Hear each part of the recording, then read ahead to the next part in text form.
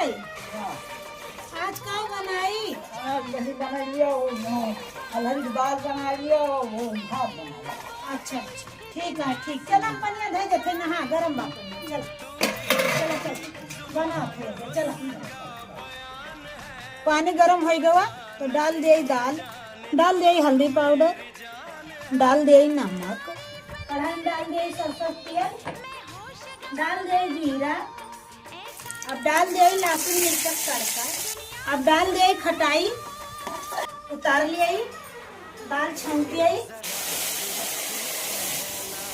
भात परोस दे है, परोस ले दाल कई खाना हम अपने अम्मा बाबू खाई पसी है नहीं लिया खा लिया देखा कैसे लागत बा खाती है नहीं। हाँ खाई।